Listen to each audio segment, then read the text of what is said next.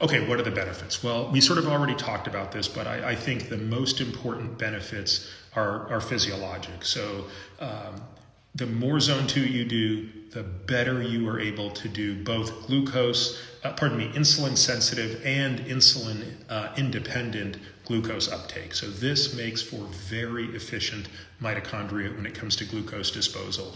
And that's really one of the hallmarks of metabolic health. So again, when you go back to what I said earlier about these people that are have a zone 2 threshold that's as low as 1 watt per kilogram, and you contrast that with people who are at the other end of that spectrum at 4 watts per kilo, right? Like the fittest of the fit and the least fit.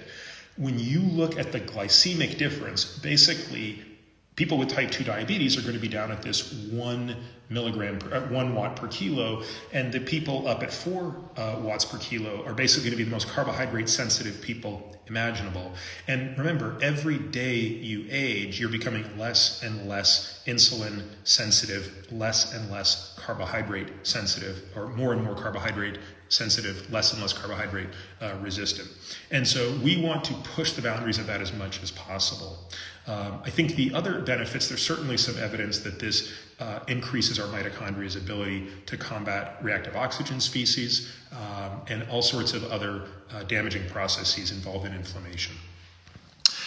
Is it beneficial at any age, young or old? I would say emphatically the answer to that question is yes. And of course, a younger person is going to have more bandwidth, physiologic bandwidth, to explore a broader array of energy zones. So, a younger person is going to be able to make zone 2 probably a smaller part of their overall exercise program.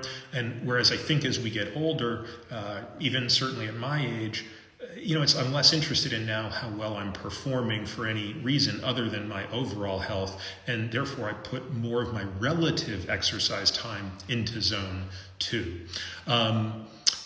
Also, again, it's always worth reiterating this point.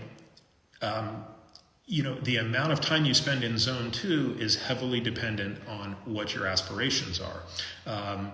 And what energy zones you spend any time in are going to come down to that. So, for example, I really only spend time in 2 energy systems when I'm exercising. So right now I'm in zone 1, which is to say doing nothing. But I basically only exercise in zone 2 and zone 5. Occasionally I go into 6. But I spend virtually 0 time in zone 3 and 4. Pretty much never. And the reason is I don't do a sport. I don't, race or do something that requires that physiologic level, so I'm not really optimizing for it. I'm optimizing for metabolic health at 2 extreme ends of the spectrum. Why should I do it compared to any other options, for example, HIIT, or high intensity interval training?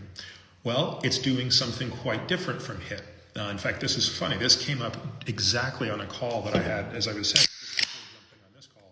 And what I was saying is I think a lot of the HIIT literature benefits from the fact that HIIT is so easy to study because it's a relatively easy medicine to take if you think of exercise as an intervention, because you could say, well, look, you're going to do a 4-minute Tabata twice a week, and we know that everybody can do that, and if the control arm is doing nothing, then you have a pretty good sense of what you're doing.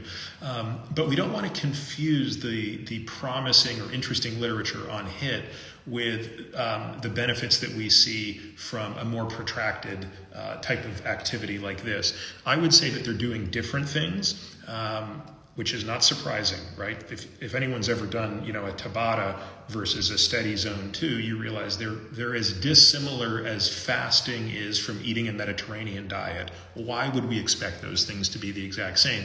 So I would say the question, why should I do this instead of HIIT, is a false equivalency, right? I would say instead think, why can't I do both? Or whether you choose to do HIIT or zone 5, which are different, think of it through that lens.